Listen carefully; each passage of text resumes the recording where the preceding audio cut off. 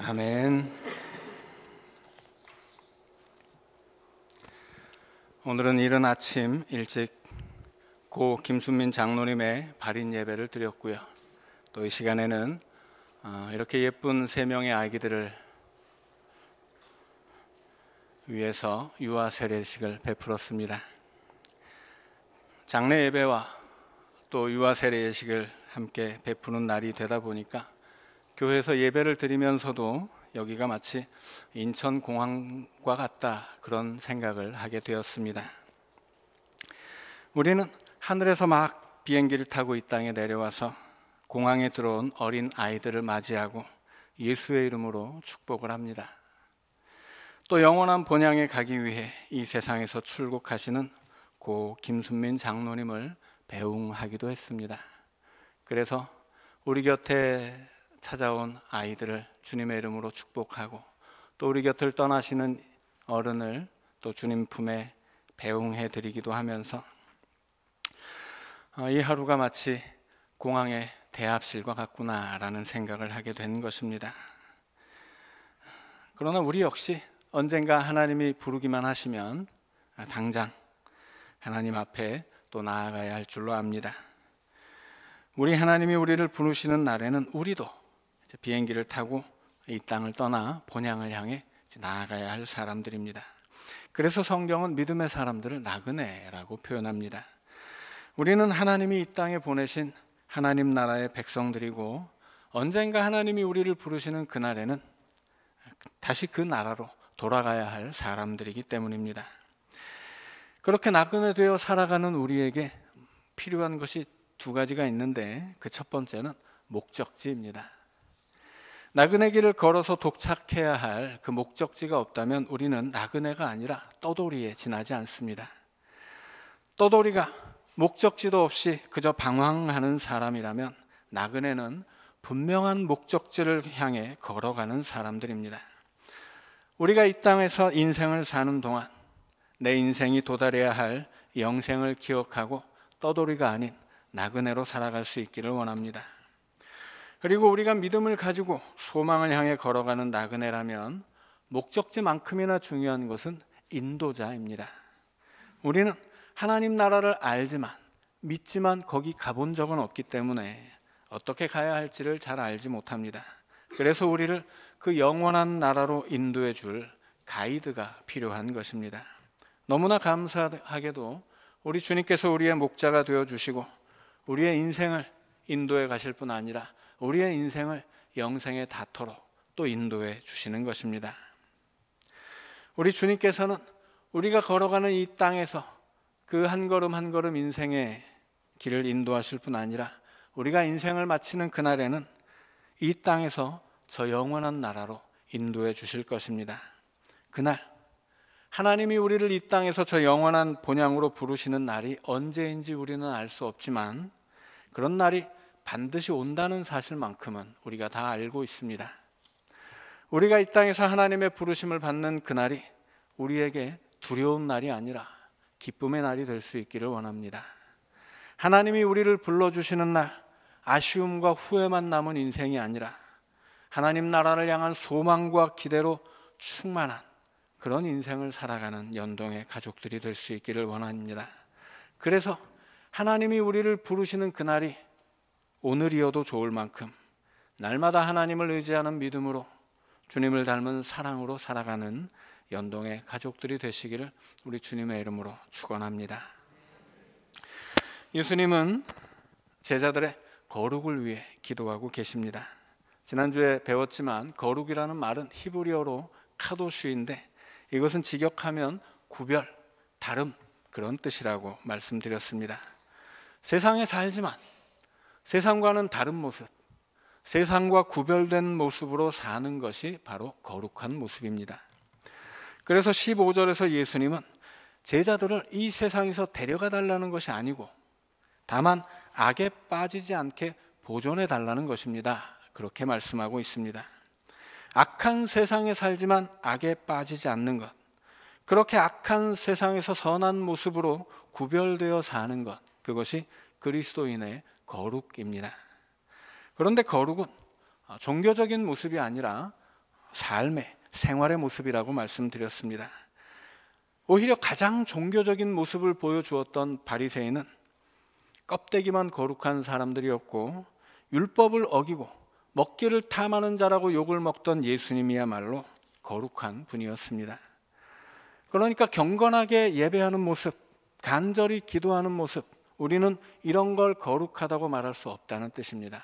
이것은 말하자면 거룩의 연습이고 거룩의 훈련입니다. 그럼 거룩은 무엇이겠습니까?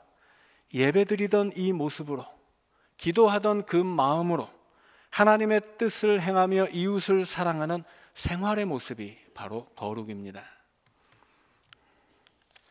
자, 그런데 우리가 그렇게 거룩해지는 것, 또 거룩한 모습으로 사는 것은 목적이 아니고 수단이라고 하는 것을 분명히 알아야만 합니다. 왜 제자들이 거룩해져야 합니까? 예수님의 기도를 통해서 보자면 하나님이 예수님을 세상에 보내신 것처럼 예수님도 제자들을 세상에 보내시기 때문입니다. 하나님이 예수님을 세상에 보내실 때 그냥 보내신 것이 아니고 명확한 목적이 있었습니다. 누구든지 예수를 믿어 멸망하지 않고 구원을 얻게 하려는 것이고, 그 구원의 역사를 위해 예수님은 이 땅에 오셔서 십자가에 죽어야만 했습니다.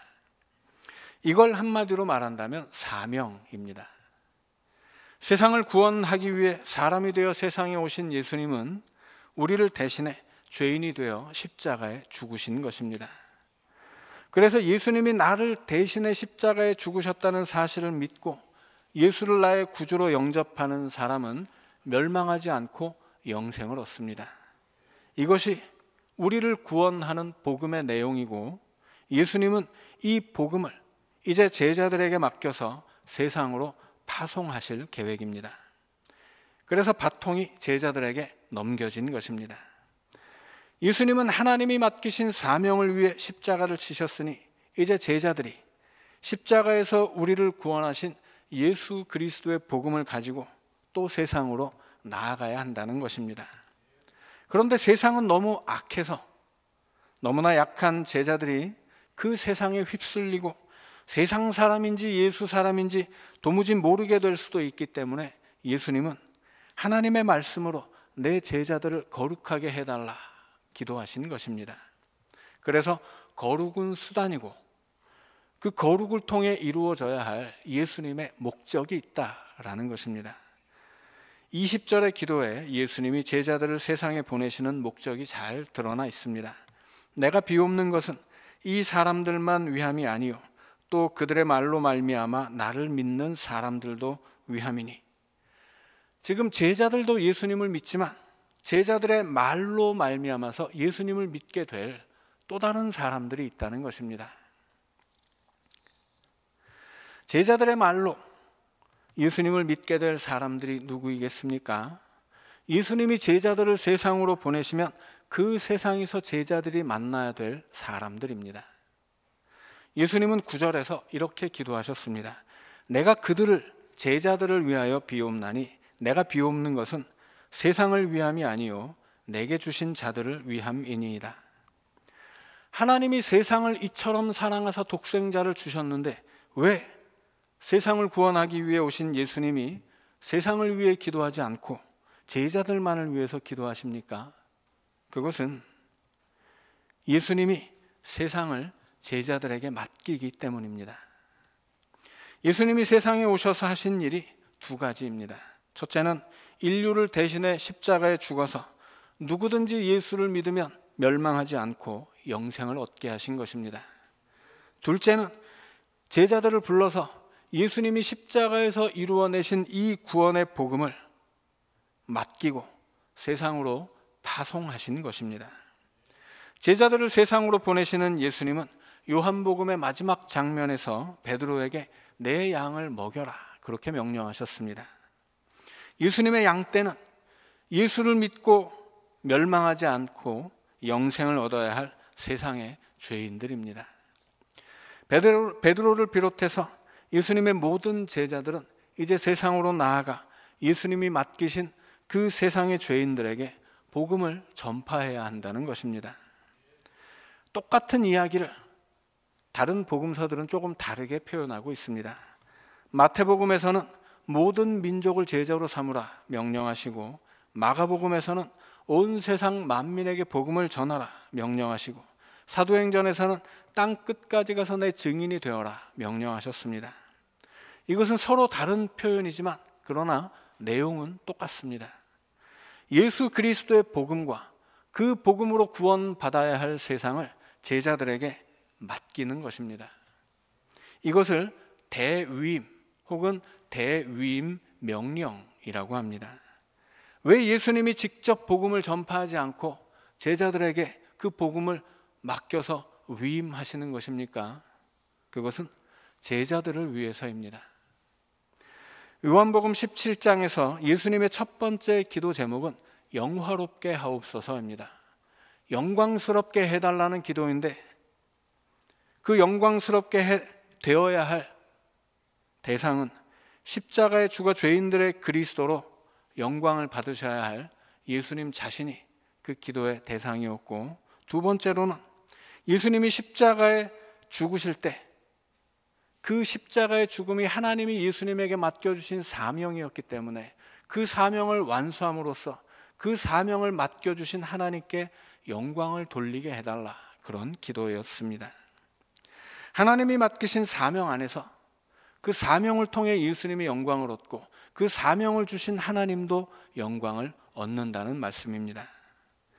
제자들 역시 이제 주님이 맡기신 사명을 감당할 때 주님 안에서 영광을 얻게 될 것입니다. 이제까지 예수님에게 배우던 제자들은 앞으로 예수님을 대신하는 사도가 되는 것입니다. 그것은 고작 물고기 잡던 어부들이 예수님처럼 사람을 낚는 어부가 된다는 뜻입니다. 갈릴리 어부들의 인생에도 나름의 의미와 가치와 행복은 분명히 있었을 것입니다. 그러나 그것이 사람을 낚는 어부의 인생과 비교할 수는 없습니다. 이제 그들은 멸망할 인생을 영생으로 이끌어가는 길잡이가 될 것이고, 어두운 세상을 밝히는 구원의 빛으로 타오를 것입니다. 예수님을 부인하고 배신하고 그렇게 도망치기만 했던 제자들이 이제 예수님과 함께 세상을 구원하는 동역자들이 되는 것이고, 구원을 받을 뿐 아니라 구원하는 사람이 되어 은혜를 받을 뿐 아니라 은혜를 끼치는 사람이 되는 것입니다. 사도 바울은 고린도 후서 5장 10절에서 우리가 다 반드시 그리스도의 심판대 앞에 나타나게 되어 각각 선악간에 그 몸으로 행한 것을 따라 받으려 함이라 라고 고백합니다. 그 말씀대로 한다면 장차 제자들은 그리스도의 심판대 앞에서 그리스도의 제자일 뿐 아니라 사도로서, 그리스도의 동역자로서, 세상을 밝히는 구원의 빛으로서 영원한 하늘의 상을 받게 될 것입니다. 그것이 예수님이 제자들을 굳이 세상으로 보내시는 이유이고, 제자들이 세상에서 사명을 감당하는 삶의 결과입니다. 그런데 이 제자들이 과연 이렇게 예수님에게 기대를 받아도 좋은 사람들이었겠습니까? 이 사람들은 예수님의 중보 기도를 받은 그날 밤에 다 예수님을 부인하고 도망칠 사람들이었습니다. 예수님이 아니라 우리 같았으면 네가 나한테 어떻게 이럴 수가 있느냐고 욕이나 한 사발 먹고 관계가 끊어져도 이상하지 않은 사람들입니다. 그런데 예수님은 이 부족한 사람들의 참된 스승이었습니다. 제자들의 어리석음을 탓하는 대신 예수님은 제자들의 발을 씻어주시면서 절대로 잊지 못할 사랑을 가르쳐 주신 것입니다. 예수님은 스승일 뿐 아니라 그들의 가장 진실한 친구가 되어주셨습니다. 요한복음 15장 13절 14절의 말씀입니다. 사람이 친구를 위하여 자기 목숨을 버리면 이보다 더 큰 사랑이 없나니 너희는 나의 친구라.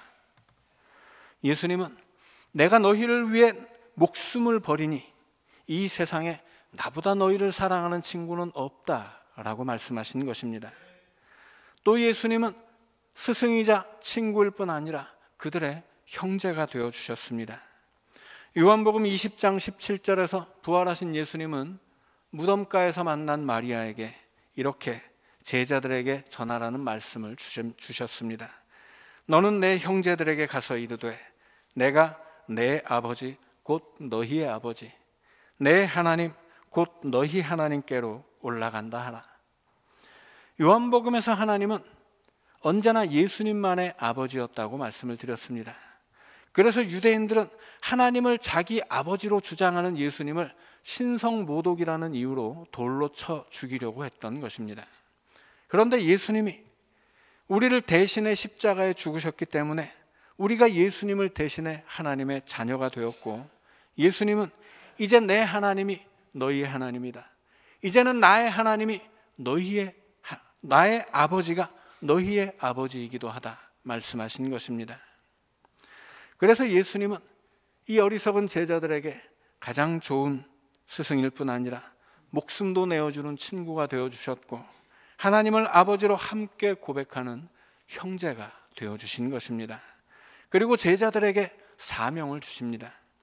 너희도 세상에 나아가서 세상 사람들에게 예수 그리스도를 가르치는 스승이 되고, 목숨을 바쳐 복음을 전해서 사람을 살려내는 친구가 되고, 함께 하나님을 아버지로 고백하는 형제가 되라 라는 것입니다.